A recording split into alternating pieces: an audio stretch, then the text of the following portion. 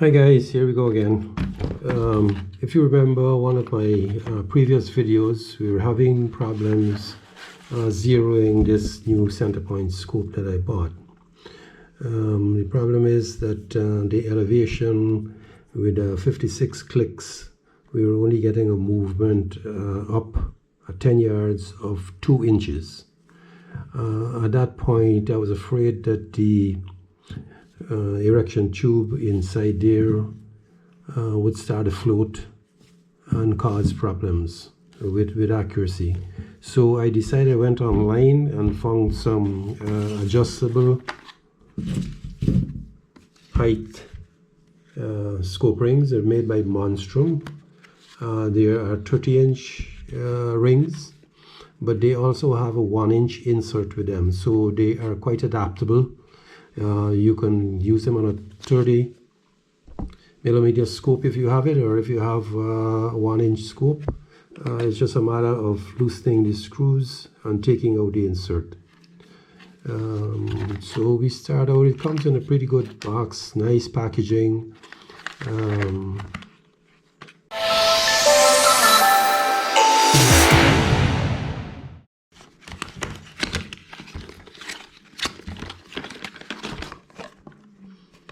That's the box. Is a nice plastic box with the rings securely inside. There are your 2 rings. It also comes with 2 sets of one small Allen key, which will be used to adjust the tilt, and a Torx wrench, which would go for the actual tightening of the screw the base onto your scope. So the scope tube will go in there. If you want to use as a 30-inch, you just unscrew these with your Torx. This comes up, comes off, and the insert can just come out. I'm not going to take it out at this moment because I have a 1-inch scope tube, so I'm leaving that in. I just wanted to show you guys that it's easily done. One of the features of this is that both rings can raise, so you can raise the actual height. If you have an extra capacity magazine, some of them would not fit with a standard height scope ring, so you can adjust them up and just tighten the screws, and then your new high capacity magazine would fit. So that's one feature. The feature that I really wanted was the tilt feature, which would give me more access to elevation, so that I wouldn't have to use the elevation knob extensively. So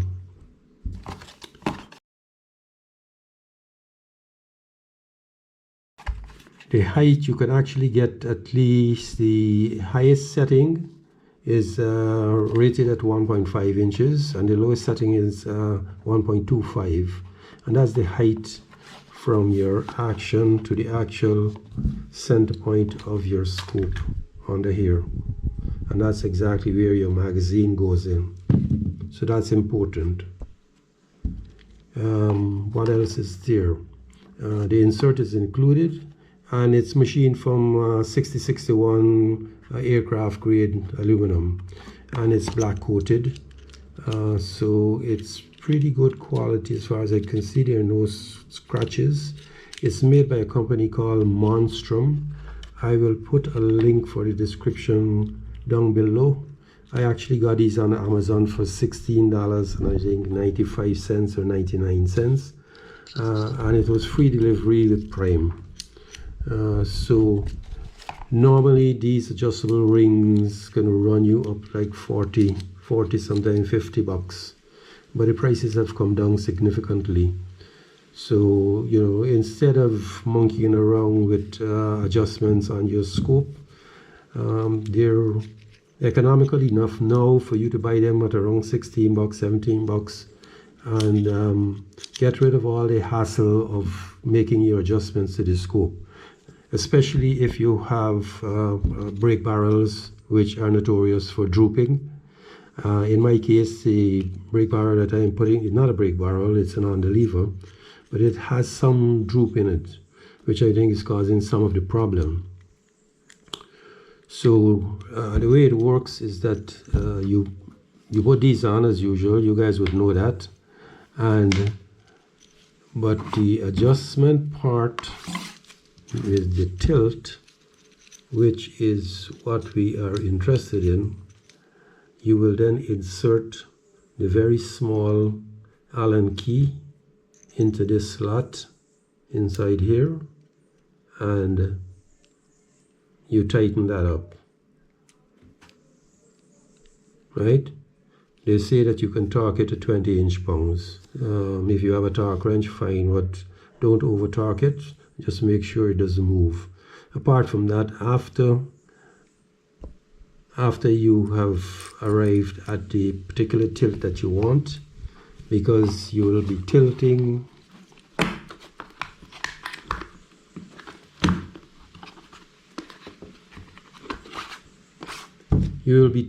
both scope rings to what you want. So you'll slacken that nut, that screw down inside here,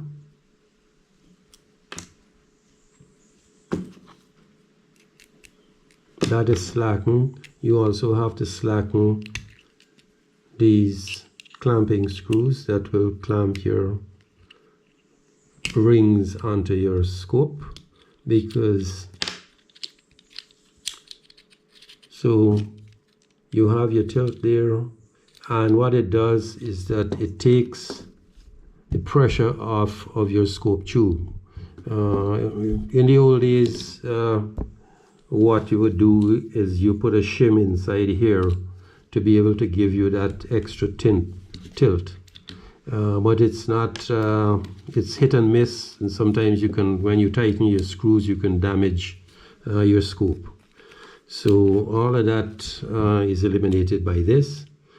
After you've arrived at what tilt you want, you then tighten your base screws,